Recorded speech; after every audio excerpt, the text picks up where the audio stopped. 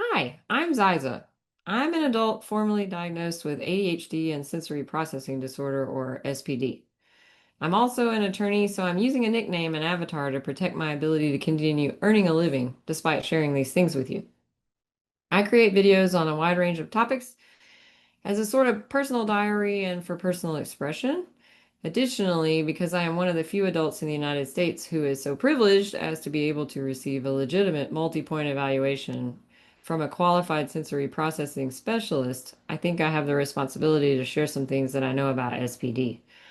I hope that this proves useful to other adults experiencing sensory processing disorder or who experience the other forms of neurodivergence that profoundly overlap with SPD, namely ADHD and autism. I'm not a healthcare provider or of any sort, and nothing in this video is medical advice. So see a licensed healthcare professional for diagnosis or treatment. Any statements that I make are my personal opinions based on my personal experiences.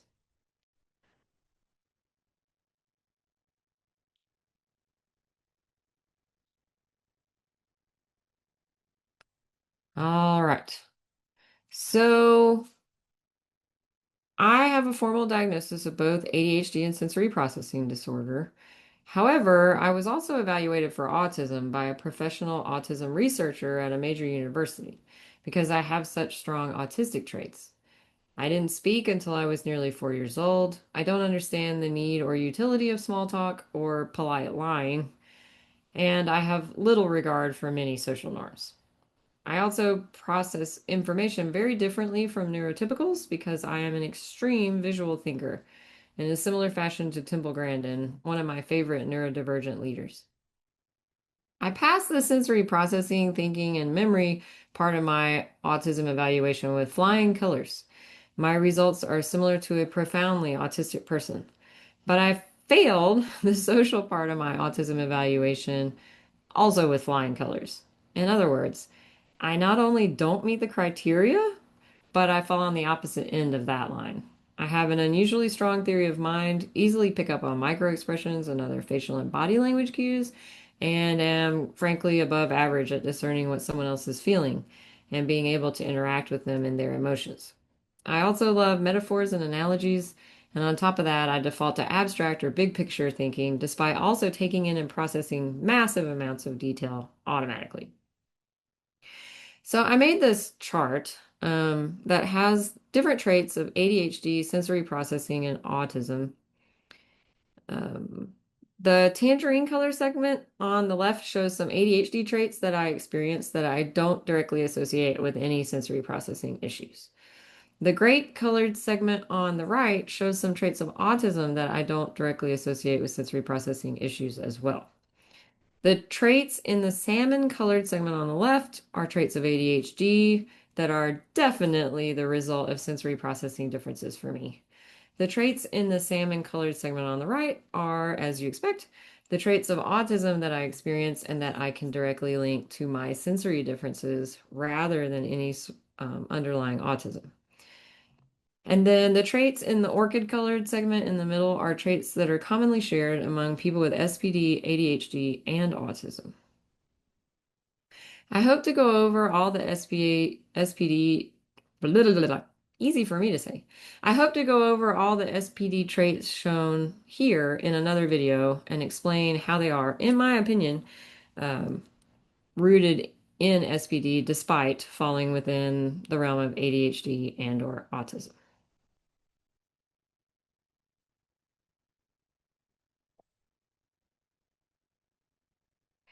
So, in case you haven't heard, human beings actually have eight senses, not just five. And my way of describing the three less well-known senses is to say that interoception is the perception of internal body processes like hunger, thirst, whether you're too hot, that sort of thing. Proprioception is a sense of how big you are and how your body parts are arranged relative to each other. And then vestibular sense is your sense of orientation and motion of your body relative to its surroundings. Okay, so I'm willing to go over some of the highlights of my sensory profile to hopefully pique your interest about yourself and your loved ones. And I also highly recommend that if you have any concerns about any of these or any of these really stand out to you, that you get evaluated by an occupational therapist. There may be as many sensory profiles as there are people, but this one is mine. So everyone will be different. But let's just review a few highlights from mine, and maybe some of these will ring a bell for you. I cannot tolerate light touch. And I crave deep pressure, as is common to many autistic people. I also like squishing and squeezing things. It's okay, you can laugh. I know that sounds pretty funny. And then I have a wolf-like sense of smell, yet I crave very strong natural odors. So I am sensory craving for delicious smells. Um, More importantly, it's been clinically verified that I don't know where sounds are coming from and I don't know where my limbs are in space. So that's going to involve sound, obviously, and then proprioceptive sense. I had no idea that I was actually using my visual system and other sensory systems to do all that locating of where my hands and feet are all these years. Like, for instance, when I was a dancer in a professional dance company. Can you imagine? Um, Looking back, I think I probably knew where my body was in space using peripheral vision and then the different sensations that dance clothes make on the skin in varying body positions. I was so profoundly hypersensitive to sound and found it that fact to be so detrimental to relationships when I was younger that I actually intentionally damaged my own hearing in adolescence, choosing to endure the physical and mental torment of intentionally trying to destroy my hearing rather than face exclusion, um, and to try to be like other people out of sheer desperation to be accepted. So my extreme ability to hear sounds at what seemed like a really loud volume to me, but what seemed quiet to other people, was more than likely an attempt by my brain to compensate for not knowing where sounds were coming from. So I don't know where sounds come from, and I don't know where my limbs are in space, essentially. So in other words, I suspect that my brain was like, hey, if I can hear it sooner, then that buys me more time to look around and figure out where it is before whatever it is runs up on me.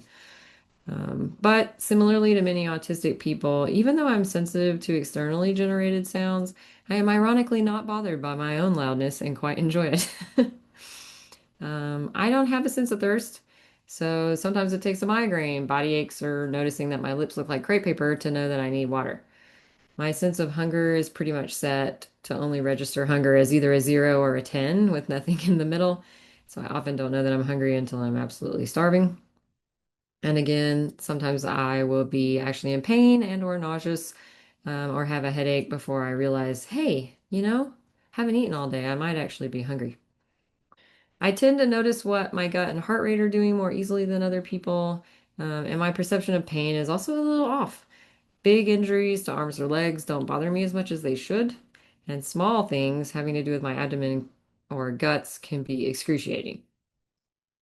Visually, I am both hypersensitive, seeing and being able to recall stored visual information in photorealistic detail. Again, like many autistic people, I notice background details that neurotypicals miss, but I also crave visual input. As it turns out, vision is the primary sense that I use to determine where my limbs are in space, and the reason that I'm able to do things like put the fender of my car within 3/4 of an inch of pretty much anything at 70 miles per hour without hitting it. I also didn't have to learn how to parallel park. I was just able to do it the first time. And I have near perfect mental object rotation, all of which has proved extremely useful. So anyway, I just wanted to let you know that everybody has a sensory profile. This is my profile that kind of explains some of my sensory processing disorder. So the things that I am underreactive to, things I'm overreactive to, which we prefer the term hypersensitive, but it really means the same thing, and things that I strongly crave or essentially need to have.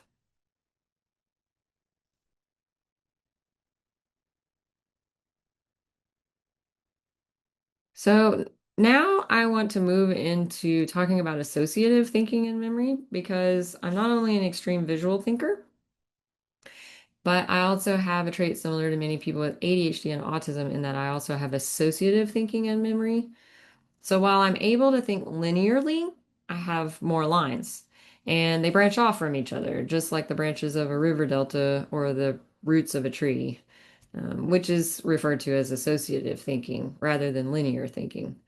So my thoughts are more like water flowing from a big river and branching off into tributaries, which then branch off again and again, but in three dimensions. My brain will jump from tributary to tributary based on logical and sensory associations as more branches split off of the main lines of thoughts. To an outsider, my thoughts can look very scattered, but in my internal experience is probably more like rapid task switching to keep all the lines progressing forward or thinking in parentheticals within parentheticals in a fractal-esque fashion. It's a lot of processing that happens really fast regarding a lot of information, but it doesn't always translate efficiently or even effectively into verbal communication through words.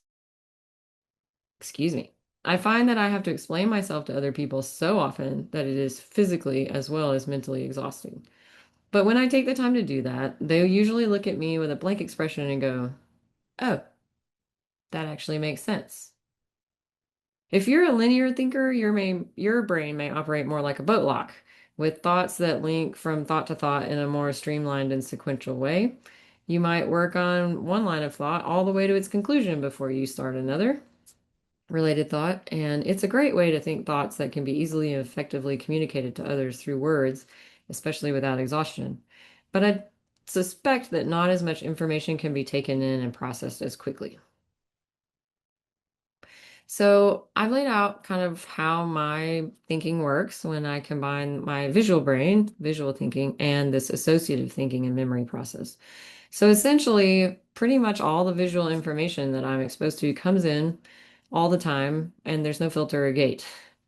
And my brain essentially is building a real-time, what I call a photodex, which is sort of like an old Rolodex, which is like this card file that you could track phone numbers or people's contact information, and um, kind of a 4K plus TV station. So I have still images that my brain works off of, but I also have video.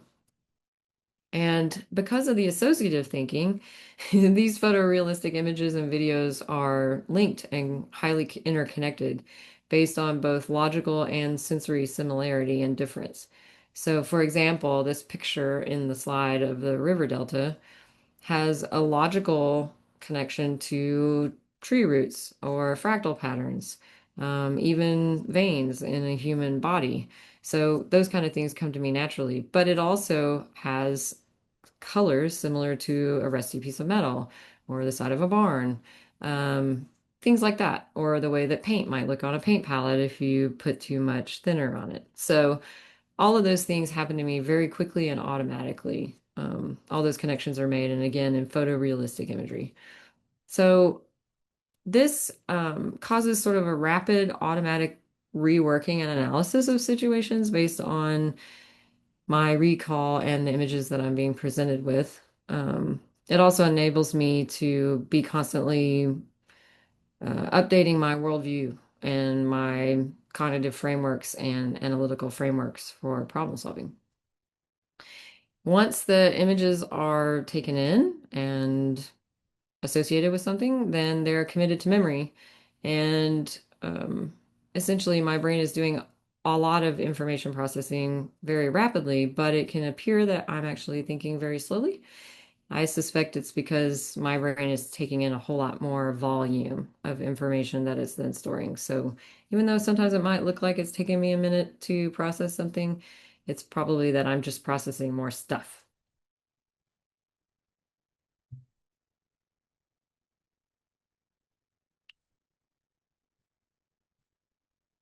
Okay. So I'm calling associated thinking and memory ATM just to make it easy to reference. And like other things in life, there are really amazing things that I get to experience because of my visual and associative brain. But there are some really cruddy things too. And this list is personal to me, so even if you're similar, then as that we say, your mileage may vary. And again, in my case, my primary sense is vision, that helps me make up for my sensory deficits, but for other people, perhaps it's something else. Um, so combining this visual thinking, or what's sometimes maybe referred to as hyperphantasia, this ability to have photorealistic memories, um, combined with this associative process where my thoughts are sort of automatically glommed onto each other based on logical or sensory similarities or even contrast. What I get is an excellent visual memory, which you might have already guessed would probably be the case. Um, and it's the kind of memory that a lot of times children will be able to have, but usually it's not permanent and it usually doesn't outlast childhood, but in my case, I still have that type of ability. So, um, and then I think it results in some ingenuity. So, in addition to being an individual with my own mind and soul, um, my brain, I think, imposes fewer limiting conditions on what gets processed, because I'm not able to tune out or filter out a lot of information that I think other um, more linear brains are able to just ignore. I essentially have a very difficult time ignoring anything that's in my field of vision, including background details, things like that. And simply, I think I am processing just a ton of information. And they're all being connected in all of these multivariate ways all the time. So I think that helps me make connections that probably other people wouldn't make because I'm not limiting my starting condition as much. And then I'm also extremely empathetic, with a remarkable ability to relate to other people that are in my life and understand motivation based on expression and body language. I think the visual memory really helps me with that because when I'm with my friends or people that I know, I'm able to rapidly pull up essentially other images of their various expressions and body postures and what's normal for them, and able to sort of tell when something's different than it used to be. Um, and I try not to be intrusive with that. But sometimes I am accidentally intrusive. I think being able to sort of see somebody's emotional state a little better than maybe they would prefer that I could. Um, it also gives me the ability to do rapid and comprehensive analysis and problem solving, which is very useful for my job as an attorney. And many times I will have a highly accurate intuition about situations or what needs to be done, or even about people. So those are a lot of the really great things that I love about how my brain works. And but it definitely comes with some negatives, some pretty significant negatives. So I can have very strong emotions, essentially because I can end up sort of having sort of a pre-experience of potential realities. My imagination is extremely strong. Um, I end up having a lot of feels. Um, and because of the associative thinking and memory, images are not only just hyper realistic, lifelike images and videos, either of memory or um, imagined possibilities, but they also connect to each other. And so it can be this compounding association where my brain just is automatically associating things very rapidly. And before I know it, I'm sort of overwhelmed with all the imagery and the video and the emotions that are associated with those. So I can also end up with disabling and potentially permanent intrusive associations. I have a very hard time forgetting. And so once something is associated, then there's a chance that it will always be associated with that thing. So if I'm, you know, um, doing something that I really enjoy and something disgusting comes up, then that disgusting thing may be permanently added to the list of associations with the thing that I enjoy. So that's less than ideal. Um, I have a lot of word-based forgetfulness or forgetting. I've nearly impossible time remember people's names, um, unless I'm able to reference that to some sort of visual input that I've had or memory, or some sort of ability to imagine something around word-based things, then it's very difficult for me to encode that information. So it's maybe not even so much that I'm forgetting it. It may be that I never really put it in long-term memory to start with. I also have a difficulty learning things that are not easily converted to video and imagery. So I really struggled with things like spelling.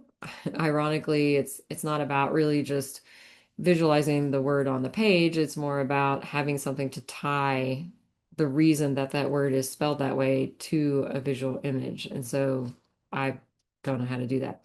And arithmetic has been a major problem, things like that. So for whatever reason, lots of issues with learning things that I can't easily convert to video or images in my mind.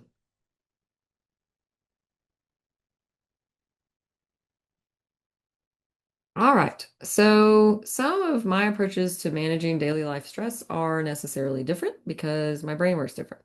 So I thought I'd run through a few of the things that I've noticed that I do to essentially manage my life with a brain like this. So, let's see. I will at times sort of take a hand in the blender approach to things, which is pretty much as pleasant as that suggests. So sometimes I simply have to submit to someone else's imposition of a long-term or permanent negative association that ruins my thought of something that I like or love. So metaphorically, it's like sticking my hand in a blender as someone else powers it up, right? So I'm sort of at the mercy of other people who obviously are free to create associations without my wish or desire. I sometimes will ask certain people to avoid talking to me about certain topics. So, depending on what's in my head that day, I may or may not want various topics associated with that. Um, I can create distance from people who consistently or unpredictably cause sensory neglect or overwhelm, or a ton of yucky associations. I love to go on adventures and work physically demanding tasks, especially with other people. That provides me a lot of relief and helps me have a more integrated sensory experience. And I also love to engage in escapes through movies or being outside where there's just so much to feel and to look at. So I really enjoy that sort of visual escape from regular office life. And there are a lot of other things, but these were just kind of some of the highlights I wanted to mention. So I want to describe an example of how a visual brain can combine with associative thinking to produce strong emotion. In this case, I'm going to use a negative emotion, but in a different set of circumstances, it could just as easily be a positive emotion. So if someone like a brain, words, if someone with a brain like mine leaves the house with something in the oven, let's say for an errand that should only take them 2 minutes, running to the post office. Their brain will show them many photorealistic mental images and videos for a sundry range of possible consequences. For a person with a full set of emotions, it can be fairly intense to essentially be forced to watch photorealistic video of, say, a crock pot shorting out and catching fire, thereby catching their house on fire, and having to visually essentially watch a movie of their most prized family photos melt and burn up on the wall opposite the kitchen counter like candle wax. Of course, this won't be the only mental video that this person will be forced by their brain to watch in an instant. There will be additional ones where everything turns out uneventfully fine. Ones where the food burns because they got distracted by an old friend while at the post office, but everything else is fine. And ones where they're able to surprise their spouse with a delicious meal, even though they are coming home early that night because, well, they went ahead and put the food in the crock pot, even though they knew they had to run to the post office. But remember, each of these images and videos are then also associated with other images and videos in a multi-pronged thought cascade. So when it comes to, say, that one video of several of the photos melting, for example, their brain might call up remembered images and video footage of several apartments in their college dorm burning, reminding them of how unbelievably quickly stuff burns and fires spread and that their house is made of wood in contrast to the masonry of their college dorm. Not saying that's a thing that I've experienced, but it is. Along another line of this 3D thought river, they may see in their mind's eye remembered snapshots of several times that their spouse fussed at them for starting dinner way too late after promising to have it ready by a certain time. but also a series of times that their spouse was happy with them for contrast in the hopes that maybe they can get dinner ready on time this time. This type of visual and associative processing essentially strips someone of being able to utilize the cognitive defense of XYZ won't happen to me because they can visualize it. They've essentially already watched a movie of it happening before it ever happened, and it may not even happen. But it also results in these big feelings because these are not mere passing thoughts, but lifelike videos in a quasi-sensory experience complete with felt emotions. I believe that this combination of lack of cognitive defense and felt emotion results in a visual thinking and associated thinking and memory person having a much more accurate understanding of potential consequences. Neurotypicals or NTs seem to me to pretty much ignore what potential consequences and knock-on consequences can be, so long as it's not something that has happened to them yet or that hasn't happened to them often. They seem to focus on perceived likelihood based on experience rather than the felt impacts of the potential risks and benefits. And I will also just say, as an attorney, I've never had a client experience something truly negatively impactful who said, I thought that might happen and had frankly played it out in my mind in photorealistic detail before I did the stupid thing that I did. No. They find out that odds don't really matter too much when the felt emotional impact is more than they end up being able to handle. On the other hand, big positive payoffs are pretty sweet too. So, in any case, I hope this helps you to be able to understand the multiplicative impact of emotions on someone with a visual brain and associative thinking and memory. So, um, I would just ask you if you're an NT to imagine weighing options after being put through a 4D sensory experience of the possibilities, regardless of the likelihood.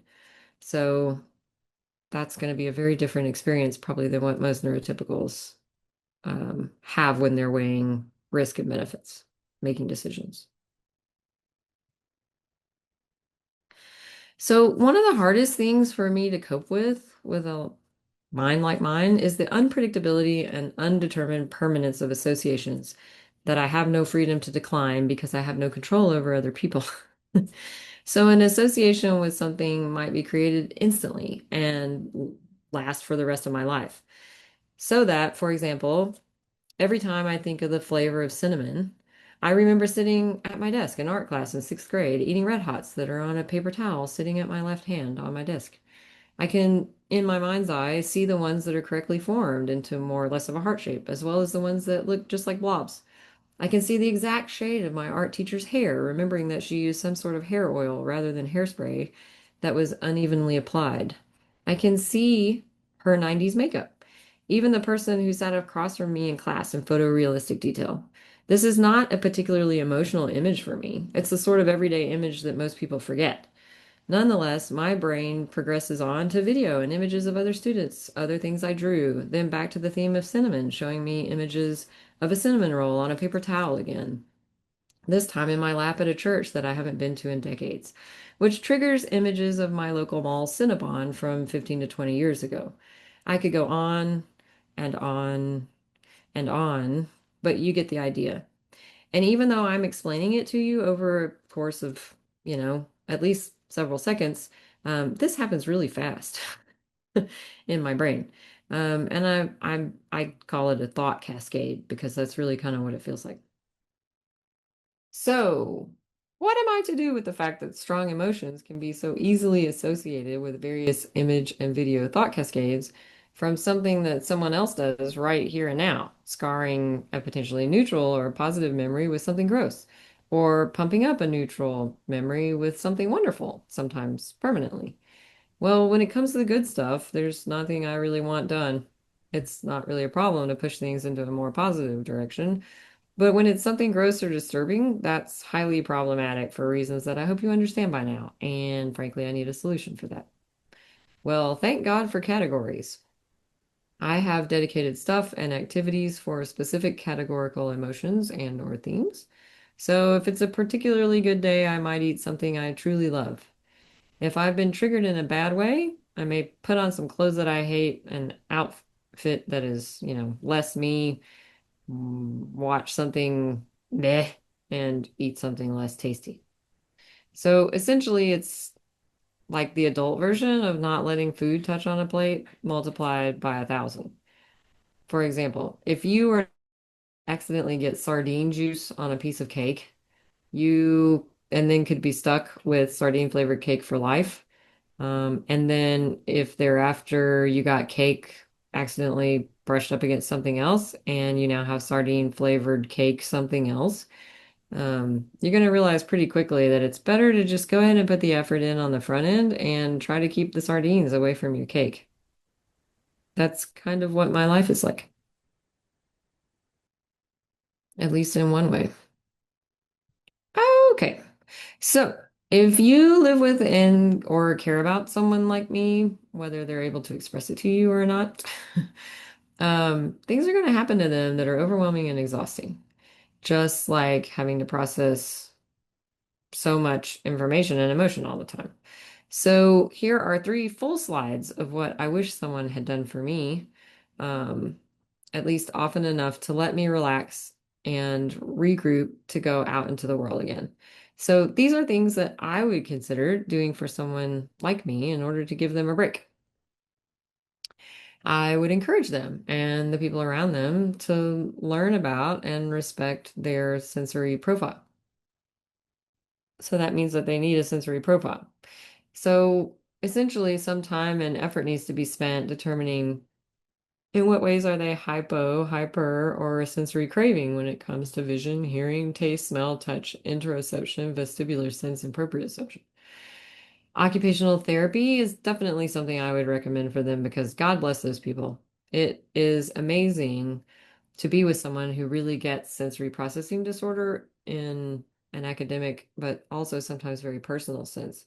So that's helped me accept how I am, be able to tolerate the things that are difficult for me more easily, and then also be able to integrate my senses. So there's a lot of talk about sensory integration in the occupational therapy world for folks like me that have sensory processing disorder, and for good reason.